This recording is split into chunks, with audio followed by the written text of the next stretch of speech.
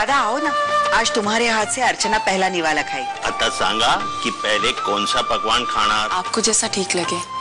मेरी पसंद का पकवान ये सेवई खीर। इसी से शुरू करते हैं। लो बेटे। अरे सुलोचना, मैं मानव के घर आता हूँ। उसका फोन भी नहीं लग रहा है और आज किसी भी हालत में उसका सूट सिलवाने देना है ना। हाँ हाँ वो तो ठीक है, लेकिन विनोद जाएगा ना थोड़ी देर के बाद। अरे अकेले विनोद कहाँ कहाँ दौड़ेगा, ये काम मैं कर लेता हूँ। आज तक मानव दूसरों की गाड़ियां रिपेयर करता था, लेकिन आज से सही मायने में उसकी अपनी जिंदगी की गाड़ी दौड़ने लगी। मैं सब कुछ बर्दाश्त कर सकती हूँ, लेकिन झूठ नहीं बर्दाश्त कर सकती,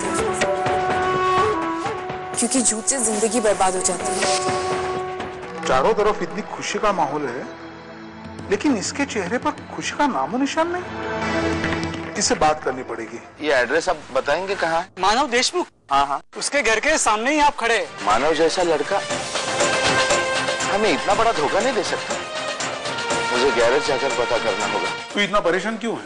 नहीं काका, कोई बात नहीं। जरूर कुछ ना कुछ हुआ है जो तुम्हें अंदर ही अंदर खाए जा रहा है। अर्चना को अपनी पत्नी बनाने के चाहत में मैंने उसे एक बहुत बड़ा धोखा दे दिया काका। क्या? हमारा मानव मैकेनिकल इंजीनियर है, हमारा खुद का गैराज है। बस मानो बस। अरे मैं लोगों से कहता था कि दुनिया की कोई भी ताकत मेरे मानव से गलत काम नहीं करवा सकती। मानव तू ऐसे कैसे कर सकते हो?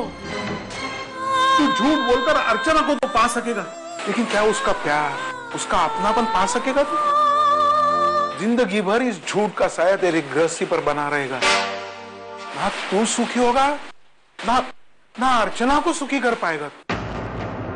अभी कुछ नहीं हुआ है, हम अभी इसी वक्त उनके घर जाएंगे और उन्हें सच्चाई बताएंगे। भले शादी टूटती है तो टूटे, लेकिन झूठ के बिना पर मैं इस रिश्ते को आगे बढ़ने नहीं दूंगा।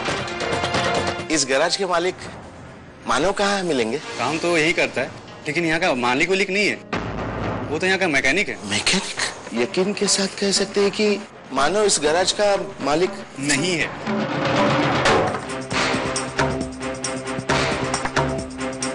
बाबा,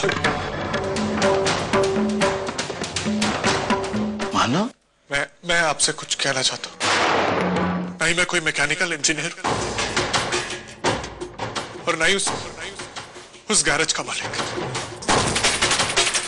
मैं बस वहां पे काम करता हूँ बाबा, सिर्फ एक मैकेनिक।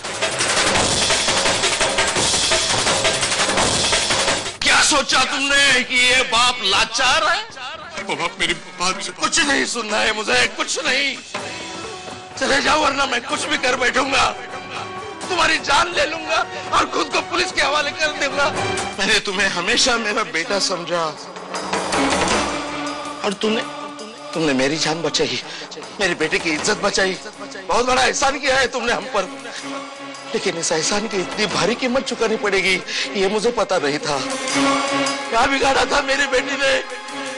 क्यों खेला इतना घिनौना खेल उसके साथ? मनोहर पंत, आपका गुस्सा बिल्कुल जायज है।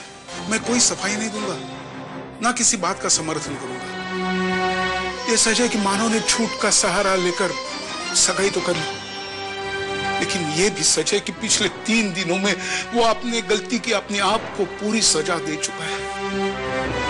मानव जब से 16 साल का था, तब से दिन रात मेहनत करके अपने घर के लिए पैसे जुटा रहा था। पिछले 15 सालों से ये बस यही करते आया है। वो अपने घर की जरूरत समझकर खुद अनपढ़ रहा है, जैसे कि आपके बेटी ने आपके घर की जरूरत समझकर अनपढ़ रही।